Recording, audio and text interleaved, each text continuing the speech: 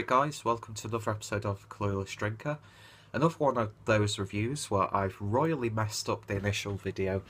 And yeah, I didn't have two bottles, so I can't do a fresh one. When I initially tasted this and recorded the video, I was just actually at quite a loss. And yeah, it's a style that I struggle with when it comes to reviews, which is the reason why you've not really seen any at all on the channel. But I'm going to stick to this one and actually put a video up because it's from a brewery that I first tried one of their beers going on 3 or 4 years ago, maybe a bit longer. And it was one of the first beers that I ever reviewed on the channel before I was like into beer reviews. And yeah, I think that video is long since gone. But I know Kevin Black has done a series of reviews on this brewery.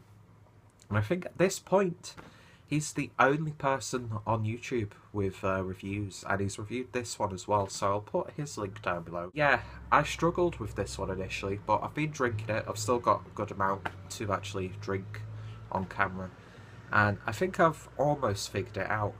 So yeah, the beer in question is, and don't know if you're going to be able to see that properly, but it's basically Tirril, the Lakeland Brewery, the creators of perfection and artists with an obsession that led to the Pennine Pilsner, coming in at 4%.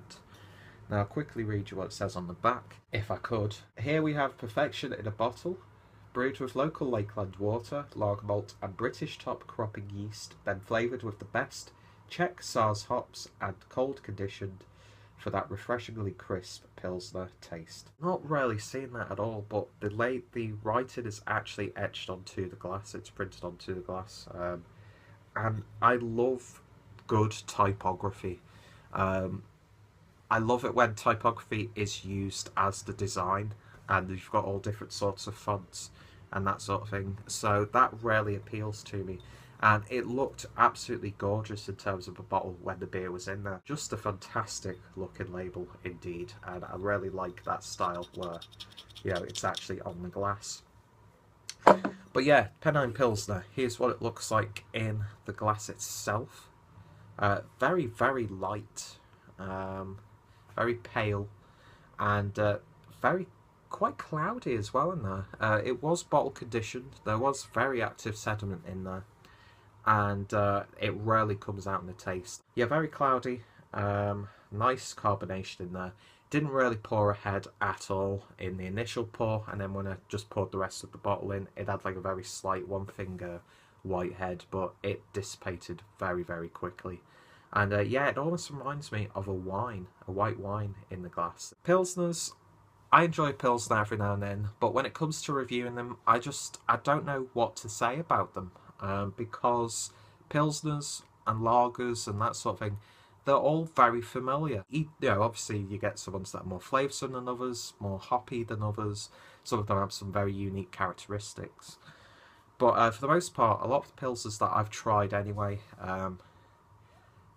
you'd have to really pick out stuff to differentiate them. But yeah, anyway, on the nose,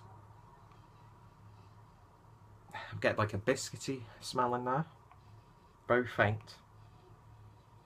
I am getting almost like a wine aroma in there as well.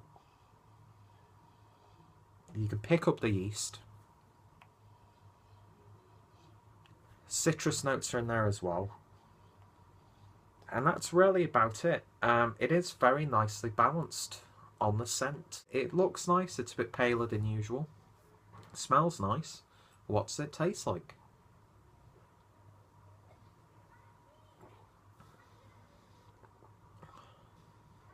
Now this bottle's settled down a wee bit because I've been having a couple of sips prior to shooting this video, and what I'm getting mostly is that yeast in there. It's very crisp, very refreshing, insanely drinkable, got a very satisfying mouthfeel. It is thin on the mouth and it just fizzles on your tongue perfectly. Doesn't leave you with too much of a dry finish, but you want to have another sip. And I wish I'd have picked up a few bottles of this one, because this is probably the best Pilsner that I've had. Getting those citrus notes in there, you're getting that yeast in there, it's very biting.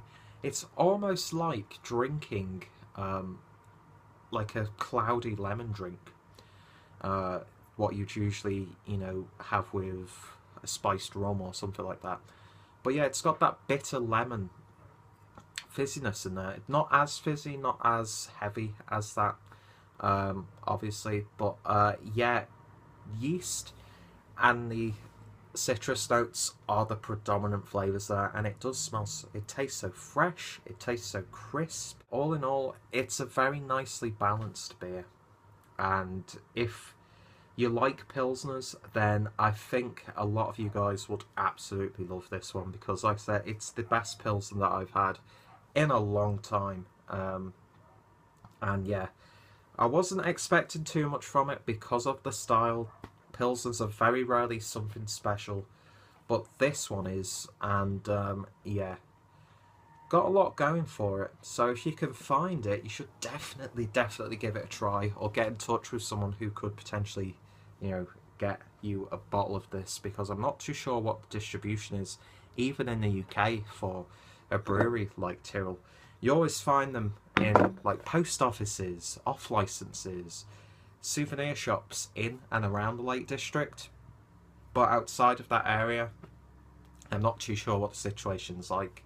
I'll put the Tirril Brewery website down below, so if you want to inquire about it, you can talk to them directly. But yeah, this is very tasty, very thirst quenching, perfect for a summer day, perfect for a lounge. Usually you drink a Pilsner so you can just, the drinkability, so you can just get it quashed down and you can just concentrate on other things. But you're actually going to be tasting a lot in this Pilsner. I really enjoyed this one. I'll put the link down below to Kevin Black's review of this. He goes obviously into a lot more detail than I do, because he actually knows what he's talking about with beer. And yeah, I think it's changed slightly since then. I know the labelling has changed a lot.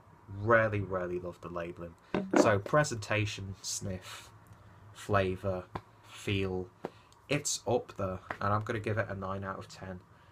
And yeah, very happy with this one indeed.